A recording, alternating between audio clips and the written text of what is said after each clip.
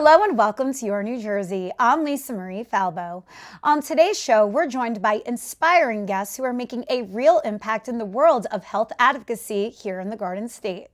I'll sit down with Al-Jabbar Riddle, attorney and founder of the Riddle Reach Foundation's Legacy in Blue, an initiative dedicated to colon cancer awareness.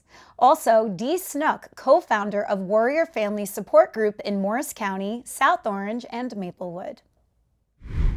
But first, we're joined by Guadagno, the development manager for the American Heart Association's New Jersey Gala.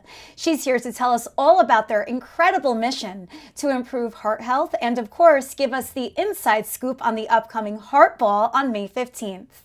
Alex, welcome to the show. Thank you. Thank you for having me.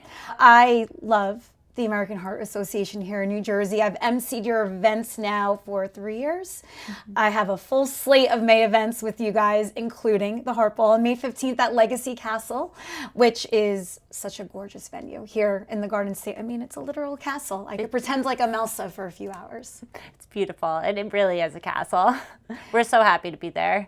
And obviously spreading awareness for such an important cause, because heart disease is the #1 killer for women across the country.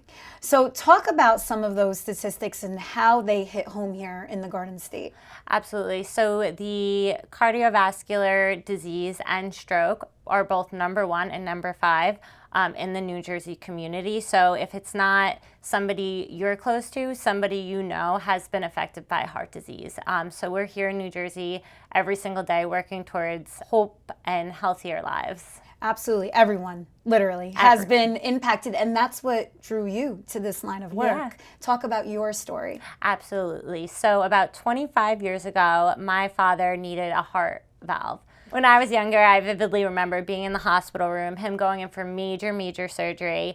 This was detected through one of his normal cardiologists who was detecting one of his heartbeats and said there's something off about that, just through a couple of the things that they use in the office. And through that, he got a new heart valve. And now to this day, they actually found a couple of aneurysms in a hard place to find, and he's going in for surgery, and they're not even opening him up. So it just shows the technology, and I'm so grateful for all that the American Heart Association has done in innovative research to get him to where he is right now in his 70s. And the surgeon that did his mechanical heart valve back in the day did such an amazing job. People are saying, all the surgeons today are like, he's like, I want to get it replaced, I want the cow valve. And they're like, no, we're not taking it out. Whoever did this, they did the best job possible. So that's my why. That's your why, yeah. And that's so impactful. And good for your dad to 25 years ago even get checked, because men, they are a little behind the 8 ball when it comes to that. Yeah, and then now women are so busy all the time. They have so much to worry about and take care of, and we're advocating for women themselves to get checked and what are the signs and what are the symptoms. And it's really dwindling down here in New Jersey, and we're spreading health education and awareness throughout the community, all of our campaigns that we do as well, to make sure that everyone, makes sure to check themselves. Can you talk specifically about some of those campaigns? Sure. So the Go Red for Women events in May, and then we have the Gala, the New Jersey Heart Bowl, which you said, the Legacy Castle, on May 15th. All of these events have key volunteers, companies, community leaders in the room that all are there for the same reason, which is in cardiovascular health and to live healthy, longer lives. What about on a day-to-day basis? How is the American Heart Association pounding the pavement here in the Garden State and spreading this awareness? Sure. So you work through a lot of our initiatives. So women's health, CPR, education awareness, health policies, advocacy, and many other things, such as maternal health is a big one that we're focusing on with women. Stroke awareness as well, because people sometimes don't realize it ties hand in hand. Oh yes, definitely. So we always make sure that we are, working with cardiovascular and stroke within the community. There are warning signs for all of the above, and we do our best out in the community to promote awareness. I want to circle back to the Heart Ball we'll be gathered at on May 15th. This is just one happening throughout the entire country. So talk about what a legacy that is. we have campaigns all throughout the country. The heart of New Jersey, there is also a heart of Philadelphia, a heart of Los Angeles. So that is what we call our New Jersey Heart Ball, also known as the Heart of New Jersey. So it's bringing the community together to celebrate and honor. So what else will the gala feature this year? We're so excited. So it'll be our second year at the Legacy Castle. We will start off with cocktails, our cocktail hour, and then moving into the ballroom. And we'll be celebrating our honorees. We do Physician of the Year, we do Researcher of the Year, Community Impact Award, and our Humanitarian with Heart. As well as we will be featuring 4 chambers. Our 4 chambers are discovery, equity, knowledge, and advocacy. That's where we highlight local community stories at the event and the people that are doing that work in the community. So I won't say any names, I'll keep it a surprise. And then we turn it into dinner and dancing. So we try and make it a fun time, but also relate it back to the mission and the community work that we're doing. I like the 4 chambers, the pun on that. Yes. 4 chambers of the heart, I get you. What about Patrick Tully? Will he be there? He will not. Oh, okay. So I'm very sad about that because that's like a vision board goal of mine is to host an event with Pat Tully. Well, we hope to have him back next year. Okay. Well, then sign me up for 2026. He had to hang out with Mariah Carey at another event. Is that really his event? Yes. Okay. All right. So Pat, you're I said bring forgiven. Mariah. That's fine. Yeah, exactly. That's amazing. Well, where can people get tickets and learn more? Absolutely. You can go to our website. It's heart.org/New Jersey. You'll find all the information on there, the date, location, event details, how to purchase tickets, how to purchase tables. We welcome everybody who is tied to the mission. So we're really excited. Last year was a really big year for us, and we're only trying to continue and grow through the success. So. All right. Well, I have to get my red dress. Yes. I have to get 3 red dresses for May. Yes, that's going to be quite the project. But Alex, thank you so much for taking the time to come here today. Of course. Thank you so much for having me. We're super excited for May 15th. As am I. Thank you. Thanks.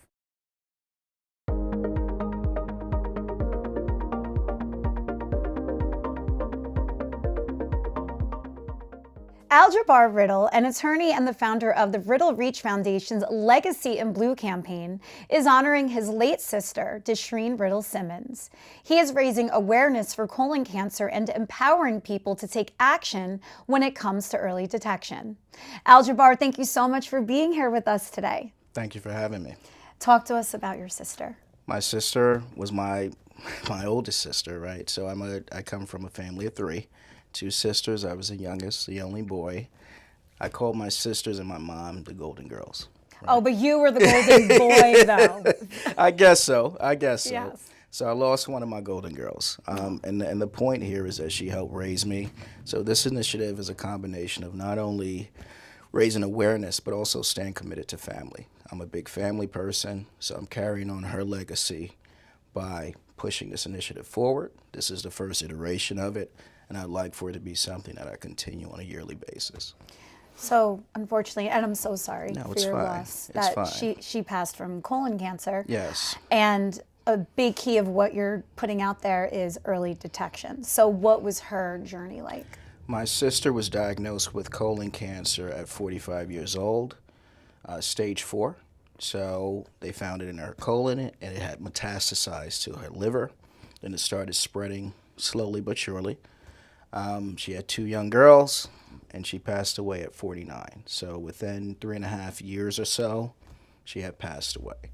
Colon cancer is usually something that's attributed to, folks a little older, but she actually was diagnosed at 45. But you know what? You're hearing that more and more. Yes. I don't know what it is, but lately on social media, I'm getting served news about these colon cancer stories. Like 33 years old, had a weird symptom, turns out stage 4 cancer. You're just hearing about it so much. Why do you think that is?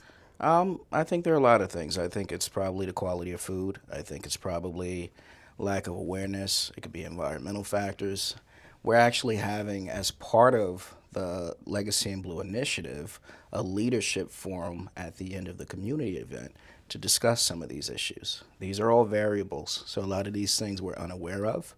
We can just make assumptions.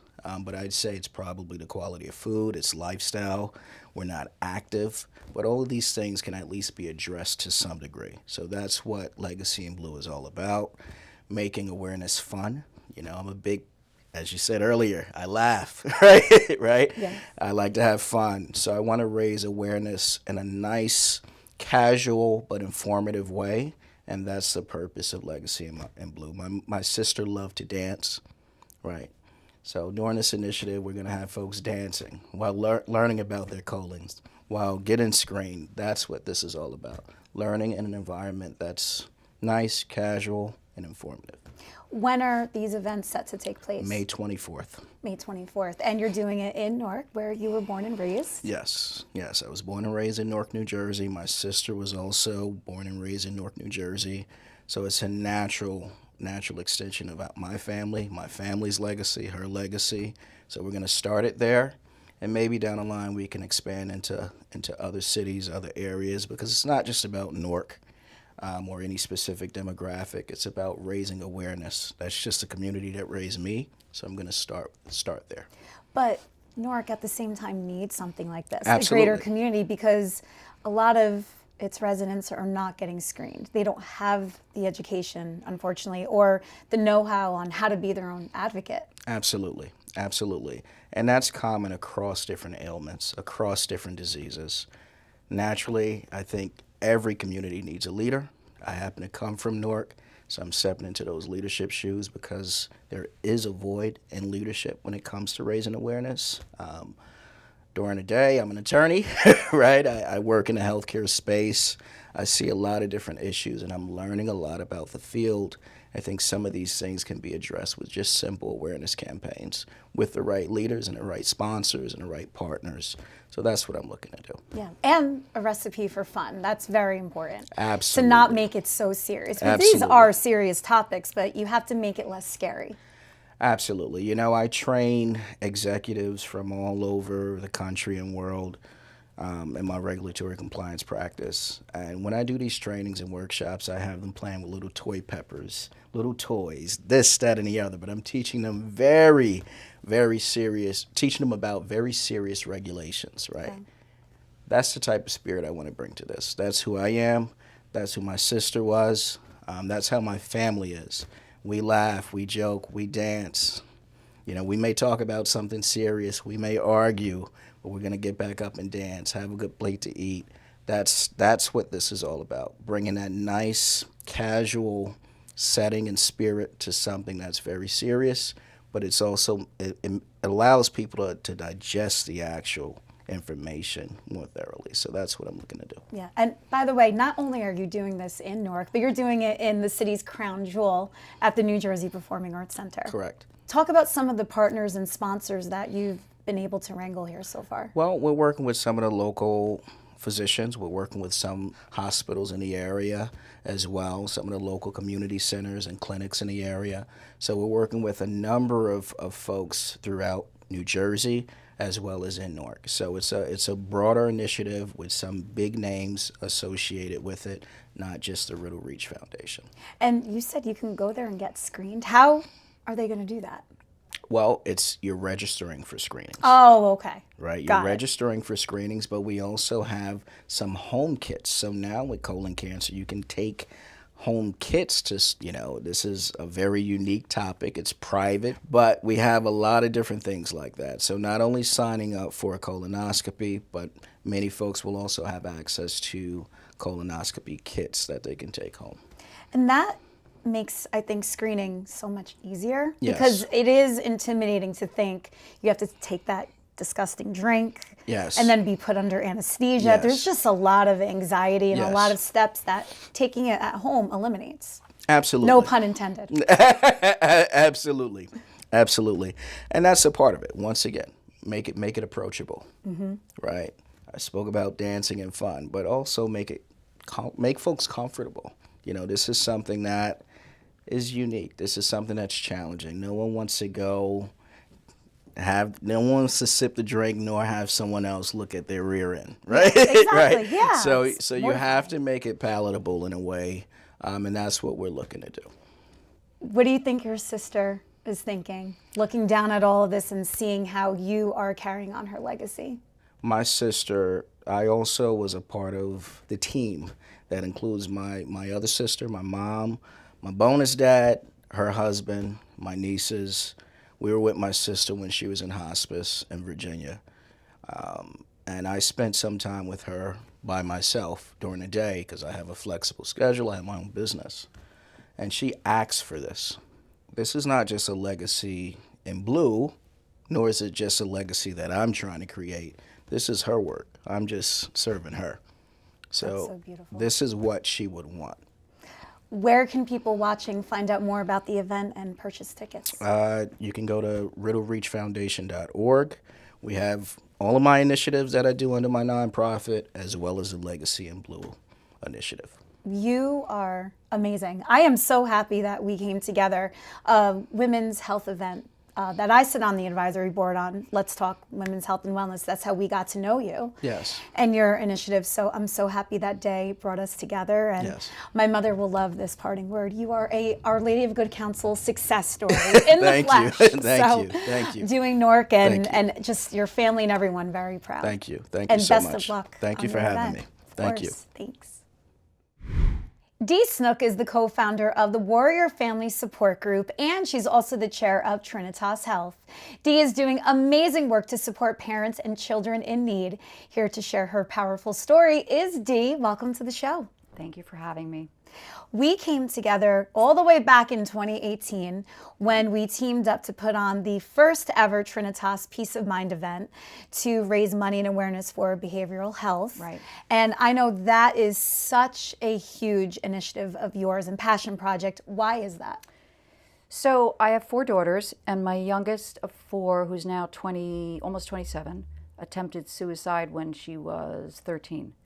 And that was a world I knew nothing about, very isolating, not a lot of information. And that took me on a journey of making sure that parents didn't go through what I went through. So about a year after she came through the other side and was doing okay, I re-met a friend, my friend Katie, at a party, and it was the first time that I felt like I could talk about it. We were just talking about sharing, right? Women sharing. No one shared back then if their child had a mental health struggle. No one did. We all hid it. And so for the first time, I felt comfortable talking about it. And so did Katie. And I turned to her at one point and said, we can't be the only ones in this room with a child that's struggling. Let's start a group. So that was 11 years ago, and we started with just a coffee at her house. And now we have maybe 1,500 members. It's mostly online. Our Facebook page is our bread and butter, as I call it. We have 1 support group meeting a month now. Used to have 3, but that was during the pandemic, so Zoom helped. But really, it's more about people going on the site, on the Facebook page, joining and asking questions, asking for resources, asking for support, asking, I have a 13-year-old son, he's on 2 medications and he needs to do this, what have you done? So it's all shared experiences, real life things that we've all gone through, and now we're able to share. And it's powerful. I have, probably 4 times a week, I'll have moms call me with issues. And one of the big issues is medication, right? And so years ago, I had a mom call me who had a 14-year-old daughter, and she was on 6 meds.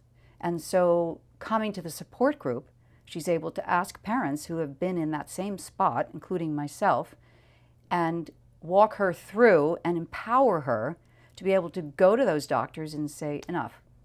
How did your daughter, who was on so many medications, having these thoughts, get to a place where she doesn't need anything and she's free? Over the years, with all the other stuff, I probably spent thousands of dollars on pills, creams, everything. Nothing went away. Finally, I took her to a natural doctor, a guy who I love in Bedminster, and he had her in the office for 2 hours, and he said, okay, we're going to do blood work. He found out that she was slightly allergic to meat, she ate all the time, milk, not all dairy, but he took her off of gluten for 2 weeks and put her on adrenal support supplements. she never felt better.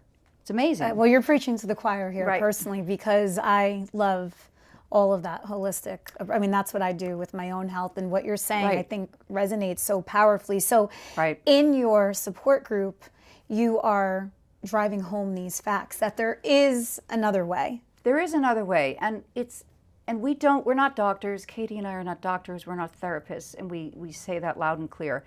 We're just sharing what we've learned. And in 11 years, I've learned a lot, right? Because not only through my own journey and my daughter's, but from everybody else's that I'm part of. Everything is being labeled as a diagnosis. They're getting prescribed something. Instead of going to therapy, CBT or DBT or EMDR, or working on trauma, and working on that before they take a medication, maybe changing their diet. We were just talking about the fact that 95% of the serotonin in your body comes from your gut.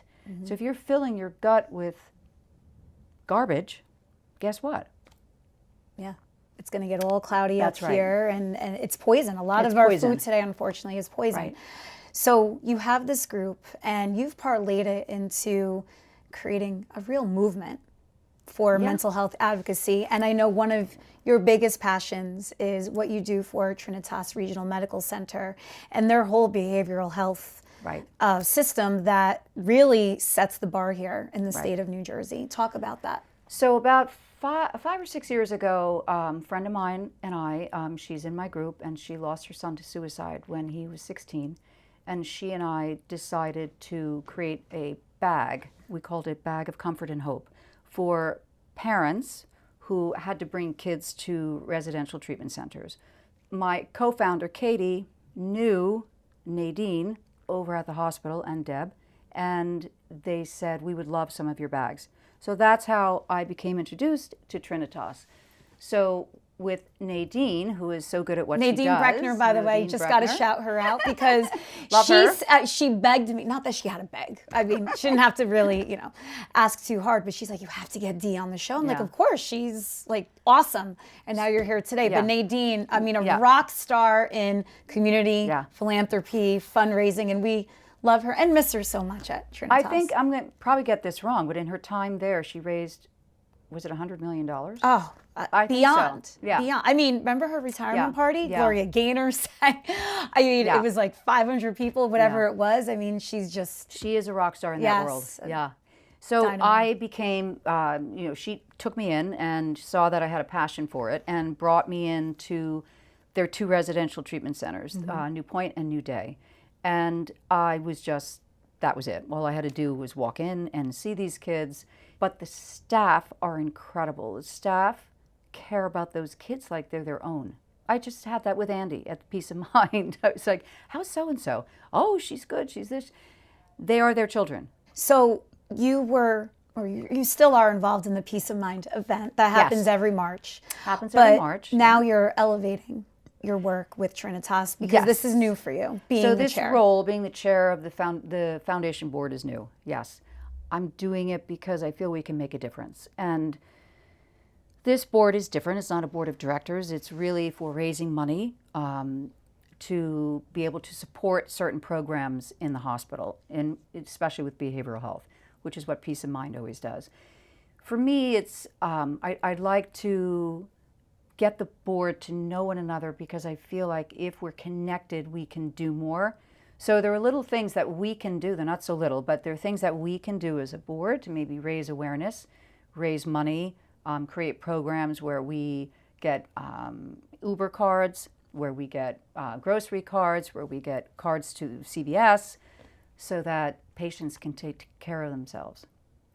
Well, in a year from now, when you are fully entrenched into the board and all of these programs are being implemented, you have to come back and give an update I'd love to.